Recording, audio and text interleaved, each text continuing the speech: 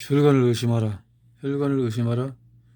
한동화 혈관 다이어트 777 습관에 대해서 읽어 나가고 있습니다. 하지 불안증 증후군 일환이에요. 하지 불안증 증후군이란 앉아 있거나 누워 있을 때 다리가 불편함을 느끼는 증상을 말한다. 최근에 생긴 용어이지만 오래전부터 사용했다. 다리에 벌리가 길어가는 느낌도 들고 설명하기 힘든 불편함이 있어서 계속 다리를 틀어줘야 편해진다. 주로 밤에 불편한 감각이 나타나 증상을 완화하려면 다리를 계속 움직여야 하기에 잠을 제대로 이룰 수가 없었다. 나이가 들면서 발생률이 증가하며 여성이 남성보다 2배 정도 많다. 원인은 여러 가지로 추측되지만 그 중에서도 몸이 움직이지 않을 때와 잠을 잘 때의 혈액순환 문제와 밀접한 관련이 있다. 그래서 고혈압이나 당뇨같이 심혈관 질환을 앓는 환자들에게는 하지 불안 증후군이 많다. 하지 불안 증후군을 앓는 경우는 중풍이 발생할 가능성이 높은 것으로 알려졌다. 하버드 의대 연구팀이 신경학 저널에 발표한 연구 결과를 보면 하지 불안 증후군이 심할수록 심장병과 뇌졸중의 위험이 더욱 큰 것으로 나타났다. 어느 50대 중반 여성 환자는 수개월 전부터 밤만 되면 다리가 불편해서 계속 반박 주름부르기 피곤해서 그런가 하고 무심코 거 지나다가 결국 뇌생기가 찾아왔다. 혈액순환이 나빠져서 혈전이 만들어져서 뇌경색이 온 것이다. 심장박도수와 혈압을 높이고 반대로 심장질환, 하지 불안장애는 악순환을 초래한다. 따라서 자다가 다리가 불편해서 다리를 움직여줘야 될 정도이거나 피부나 살 속에서 벌레가 기어가는 느낌이 든다면 방치하지 말고 진찰을 받아야 할 것이다. 스트레스를 많이 받아서 그럴 수 있다. 비늘이 아닐지라도 어린이나 청소년에게 하지 불안증이 나타날 수 있지만 다리를 떨거나 부자연스러운 행동을 하는 아이들이 있다. 그래서 산만하다는 지적을 받는다. 이런 경우는 주의력 결핍, 또 과잉 행동장애 ADHD로 보일 수도 있지만 다리가 불편해서 어쩔 수 없이 떠오는 경우도 있다. 재미있는 것은 이들의 70%는 부모 가운데 한 사람이 하지 불안증에 있는 부모들이 있다라는 거죠. 즉 유전성이 있다는 것이다. 증상은 다양하게 표현된다. 말로 표현하기 힘든 불쾌감이 장단지나 허벅지 깊은 곳에서 시작되고 마치 벌레가 기어가는 느낌같이 어쩔 줄 몰라서 불안해하면서 다리를 털게 된다. 주로 움직임이 없을 때 생기기 때문에 극장에서 영화 볼 때나 장시간 비행기를 탈 때, 장거리 운전을 할 때 생길 수 있다. 움직여주면 증상은 가벼워진다. 하지 불안 증후군 환자들은 무의식적으로 다리를 계속 움직이기 때문에 옆에서 같이 잠을 잘 수 없을 정도이기도 하다. 하지 불안 증후군 환자는 특히 밤사이 혈액순환이 안 좋아 기가 자주 난다. 손발이 차고 저린 증상을 가진 사람이 기가 잘 나는데 발가락이 마비가 되고 꼬이기도 한다. 기가 나는 이유는 근육의 이완과 수축이 불완전한 것으로 일시적인 경련을 일으킨다. 땀을 많이 흘려서 탈수나 전해질에 문제가 발생해도 기가 잘 난다. 칼슘과 마그네슘 같은 특정 미네랄 부족은 근육 수축과 경련의 주된 원인 중의 하나다. 몸이 차가워도 근육은 쉽게 뭉친다. 기가 나는 것을 정근이라고도 하는데 근육이 뒤틀린다는 뜻이다. 간이 근육의 기운을 주관하기 때문에 간과 관련된 질환으로 보고 있다. 그래서 과로로 간이 피곤한 날에는 기나 하지 불안이 심해진다. 다리에 벌레가 기어가는 느낌의 주된 원인은 혈호로 피부의 기운을 보충해주면 좋아진다. 철분 결핍이나 빈혈이 여기에 해당한다. 하지만 하지 불안 증후군에는 침이나 뜸 치료가 좋다. 대표적인 처방은 자격과 감초, 또 완화하는 방 마사지도 좋고 상대방이 다리를 계속 주물러야 하는 걷기 운동, 스트레치 등등 영양 공급, 또 철분, 엽산, B12, 마그네슘 이런 것이 필요하다는 건데요. 버거시 병이에요. 버거시 병은 팔다리 혈관이 막혀서 썩어가는 질환이다. 주로 동맥에 나타나니 간혹 정맥에도 문제를 일으킨다. 혈관이 수축해서 좁아지거나 혈전으로 염증으로 막히기도 해서 동맥경화증과 증상이 비슷하다. 그런데 동맥경화증과는 달리 혈관이 막히긴 하지만 혈관벽의 구조에 문제가 없는 것이 특징이다. 1908년 미국의 레오 버거라는 의사가 처음 보고를 해서 편의상 버거시병이라고 부른다. 혹은 폐색성 혈관염이라고 하는데 혈전에 의해서 혈관이 막히는 염증성 질환이라는 의미다. 한의사에는 발가락 마디가 썩어 떨어져 나가는 것을 탈저라고 하면서 심할 때는 벌 같은 것이 까맣게 변하는데 그것이 발가락 뼈에까지 들어갔으면 잘라버리고 살만 그렇게 되었으면 변해야 한다 라고 해서 버거시병은 당시에도 심각한 질환이어서 말해주고 있다. 그러나 반드시 절단을 하거나 죽게 되는 것만은 아니다. 버거시병의 원인은 확실하게 밝혀지지 않았지만 가장 가능성이 높은 원인은 만성흡연이다. 담배를 피우면 이산화탄소가 혈관 내피세포에 독성을 일으켜서 혈관이 가독에 수축되고 혈전도 쉽게 만들어진다. 그래서 담배를 많이 피우는 20대 30대 젊은 남성에게 많이 발생한다.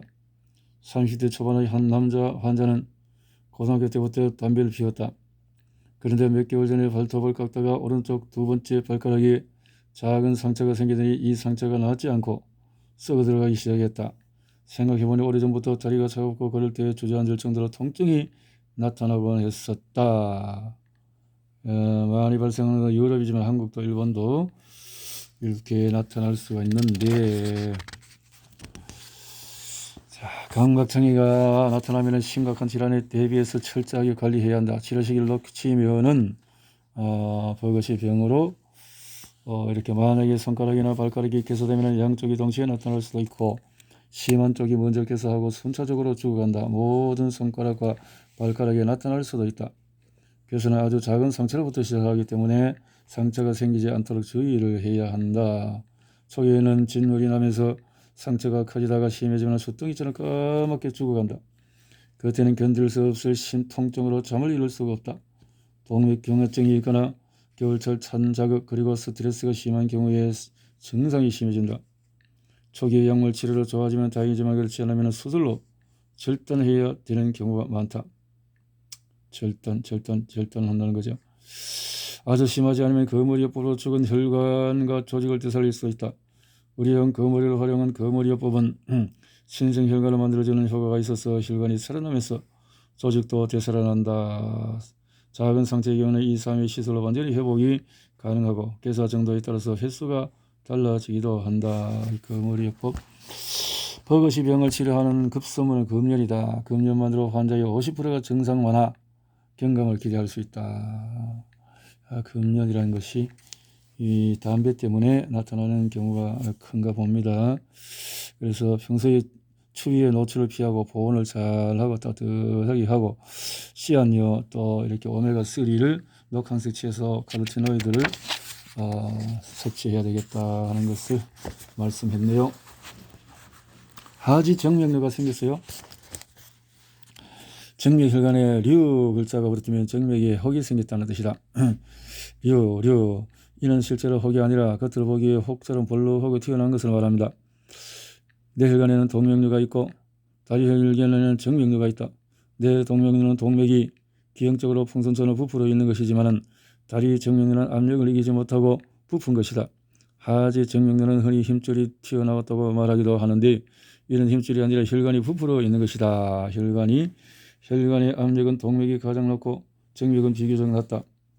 혈관의 압력은 혈액순환의 중요한 동력인데 정맥은 혈압이 낮기 때문에 정맥에서 혈액순환은 어려움이 있는 것이 당연하다.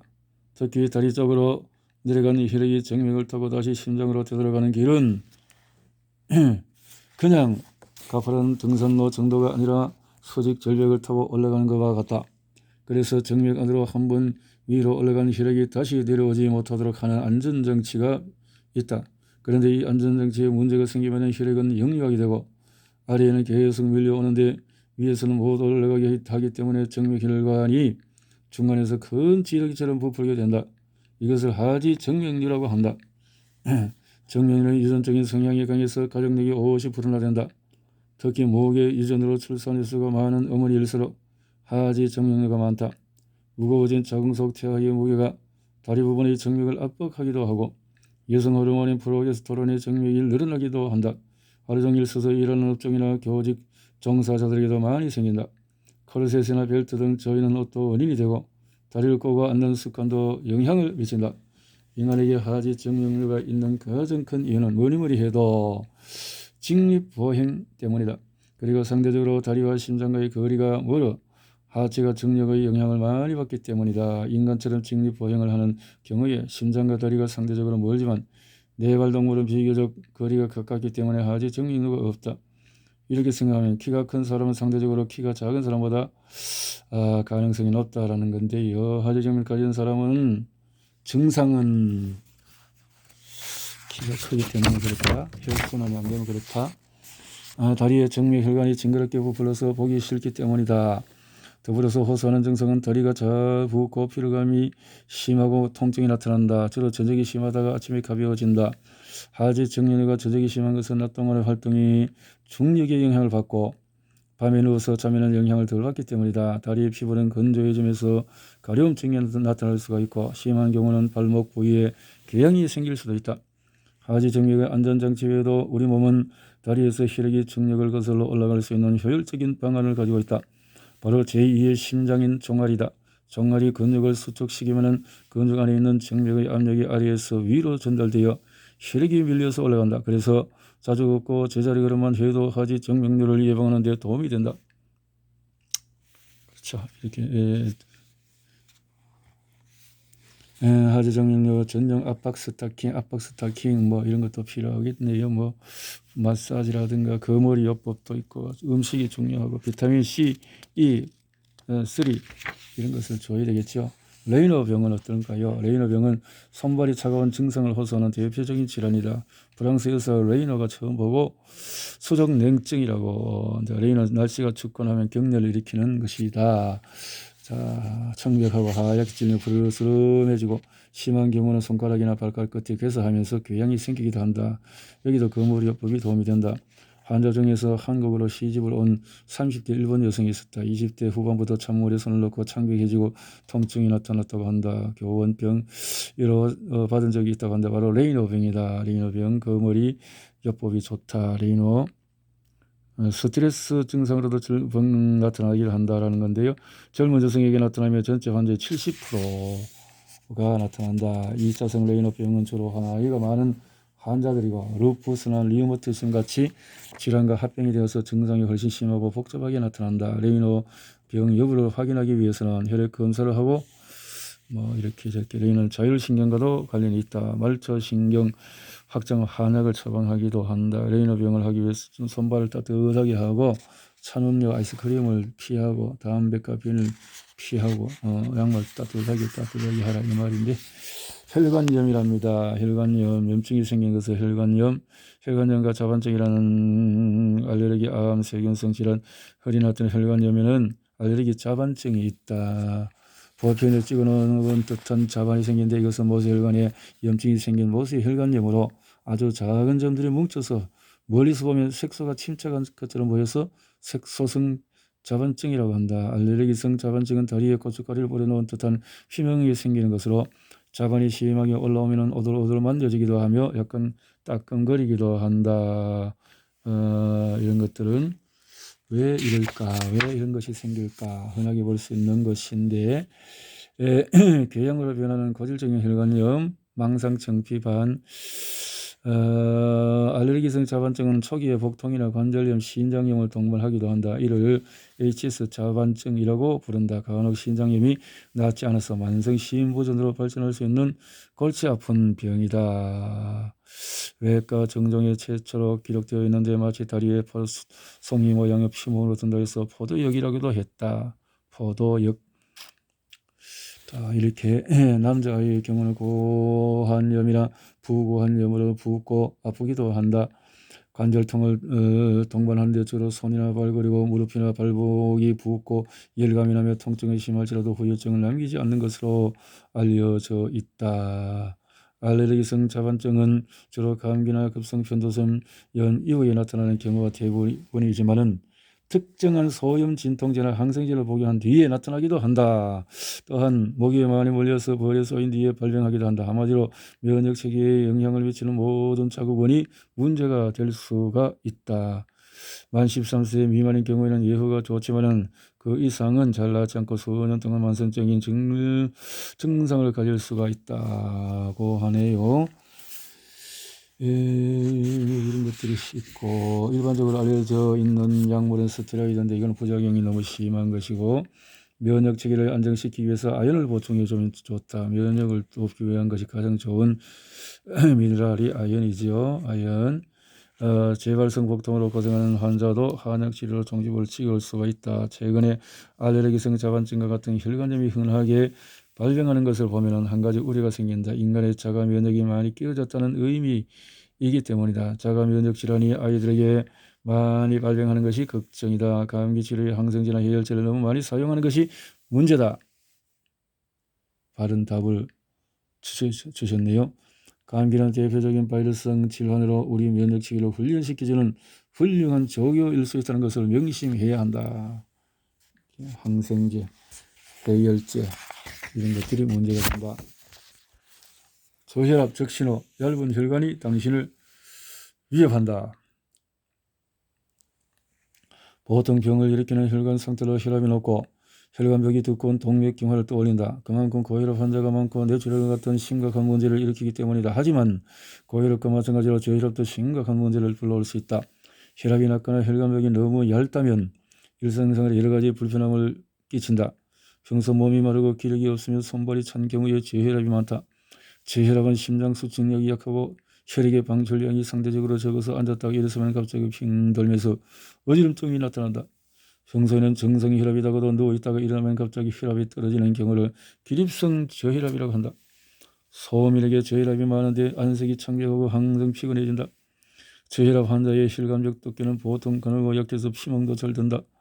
그리고 그 안을 흐르는 혈액은 산소가 적어서 어둡고 검은색을 많이 띈다. 그래서 저혈압 환자의 모세혈관은 혈관 자체가 아주 빈약한 것을 관찰할 수 있다.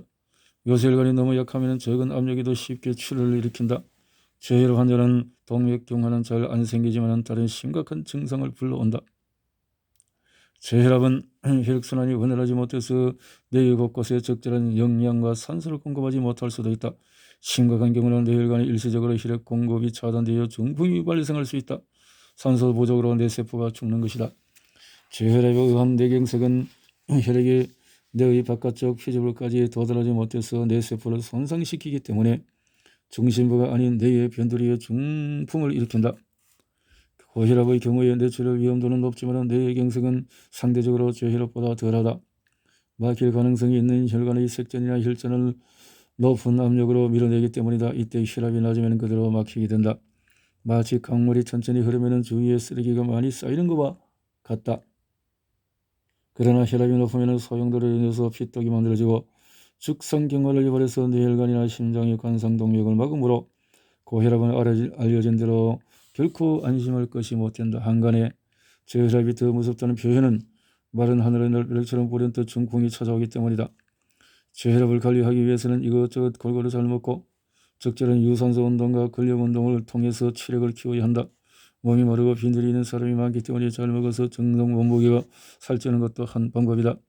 특히 혈관벽이 약해서 잘 터지는 경우라면 혈관을 튼튼하게 하는 영양소를 골고루 섭취해야 한다. 양파의 붉은 피망이나 메밀이 좋다.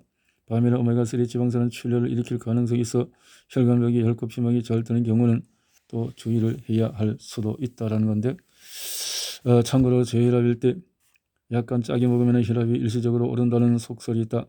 이는 맞는 말이지만 부종이나 탈수 문제가 나타날 수 있어서 짜게 먹어서 혈압을 높이는 것은 결국 병을 만드는 이름을 명심하자. 짜다는 것은 무조건 짠 것 때문에 그런 게 아니라 미네랄이 없는 소금들이 문제이죠. 날씬한 혈관을 만드는 혈관 다이어트 777 습관. 777 습관.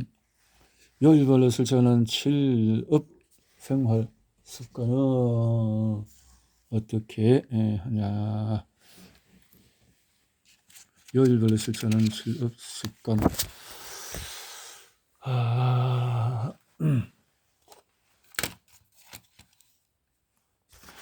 7업.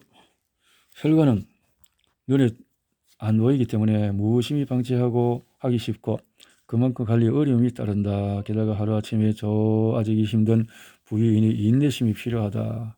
혈관 777 습관을 어떻게 하면 좋을까? 차근차근 공부하면 좋겠다. 첫 번째, 활기찬 우리 손뼉을 치자. 인간을 소우주라고 한다. 그래서 손에 휘로 악이 잠겼다. 그래 팔다리 이렇게 해서 혈자리에 있기 때문에 손뼉을 치면서 하는 거죠. 잼잼 하듯이 주먹을 쥐었다 폈다 하는 것도 좋다. 수천건. 그래서 손을 움직여주고, 할머니들이 저 논밭에서 그냥 잡초를 메고 그렇게 하면 아주 큰 도움이 되죠. 잡초를 메고 땅을 파고 호미를 가지고 그냥 움직이고 그렇게 하면 큰 도움이 될 수가 있는데, 손뼉을 치고 최고야 아주 이렇게 브라보 하자 이 말이죠. 그다음에 두 번째는 느긋하게 산책을 한다. 산책을 하면서 심호흡을 하고 이렇게 옛날에는 사슴이나 토끼를 잡아야 가족을 먹일 수 있었기 때문에 달리게 되었는데, 걷기 달리기 이렇게 걸어주면서 걷는 것만으로도, 유산소 운동만으로도 큰 도움이 될 수 있다. 물을 마시자. 물을 우리 몸의 60% 물로 이루어졌다. 물을 탈수가 되면 안 된다. 간절히게 물을 잘 마시고 하루에 2리터 정도를 또 잘 마실 수 있으면 큰 도움이 되겠죠. 그리고 평소에 물을 싸가지고 다니시는 만 있지만은 무슨 약초를 따른 물이 또 있다. 그러나 가정요법으로 선택하는 약초들은 주의해야 된다. 또 옥수수 염차가 몸을 더 붓게 할 수도 있고, 녹차 따린 물이 몸을 여위고 차게 만들 수도 있고, 영지버섯 따린 물이 비아리와 설사를 유발할 수 있기 때문에 조심을 해야 된다. 뭐 이렇게 조심할 수도 있지만 적당히 돌아가면서 영양을 오이, 양배추, 당근, 파프리카, 수박, 참외, 토마토 등 샐러리 이런 것들을 또 도움이 된다. 채소를 마시라는 말이 생겨난다. 채소 일반적인 것인데, 또 뭐 채소 속에 있는 안 좋은 거 이런 거 저런 거 다 따지려고 하면은 힘들겠지만, 일단은 건강한 또 유기농 이런 거 산야초 이런 건 참 도움이 될 것 같습니다. 뻣뻣한 목요일, 몸을 풀어주자. 스트레칭을 하자. 근육이 뭉치면 안 되기 때문에 뻣뻣한 나무는 단단한 것 같지만은 잘 부러지기가 쉽다라는 거지요. 유연성을 갖고 뭉침을 풀어줄 수 있도록 스트레칭을 하자. 그리고 천천히 깊게 호흡을 하자. 그래서 심호흡으로 단전 호흡을 하면은 교감 신경이 담당하고, 내뱉을 때는 부교감 신경이 담당한다. 참 그러면 미토콘드리아가 ATP를 만들어내는 과정에서 활성산소가 많이 만들어지게 되어서 노화가 촉진된다는 연구 결과가 상통하기 때문에 이렇게 편안한 호흡을 쉬면은 에너지가 너무 급하지 않으면서 도움을 줄 수 있다. 복식 호흡으로 긴 호흡을 하면 대정맥을 통해서 정맥 내 혈류와 한류가 증가하므로 혈액순환이 빨라져서 인체 세포에 더 많은 산소와 영양분을 공급해 준다는 논문이 있다라는 건데요. 깊고 깊은 단전 호흡도 마찬가지다. 자주 웃자. 자주 웃으면 큰 도움이 될 수가 있다. 웃으면 만복이 찾아온다. 과거 유명한 개구 웃으면 복이 와요. 웃으면 그 자체에서 행복해요 하는 엔돌핀을 또 자극할 수 있게 되어지는 것이겠죠.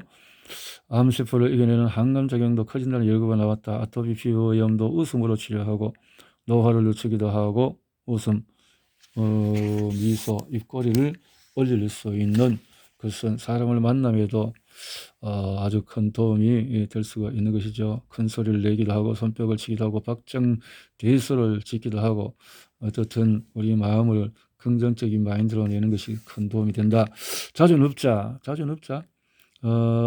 성인들 되면은 조금 이제 땀과 같이 하자 이 말인데, 성인 남성이 돌연사 이야기를 많이 들어봤을 것이다. 특히 스트레스와 과로에 시달리는 경우에 급성 심근경색이 찾아와 쓰러지는 경우가 많다. GV 광고로 보면 전형적인 직장인 남성의 모습이 딱 이렇게 그려진다.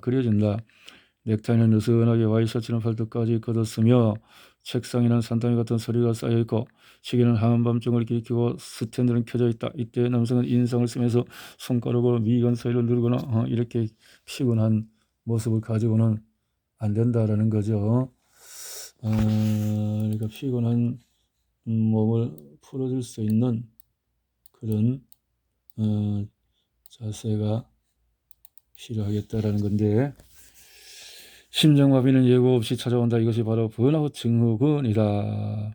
번아웃 증후군은 앞서 설명했듯이 에너지를 써버려서 나타나는 증상들을 말한다. 간혹 직장에서 일을 하다가 오후에 갑자기 졸음이 쏟아지면서 머리는 멍하고 아주 간단한 계산조차 틀릴 때가 있다.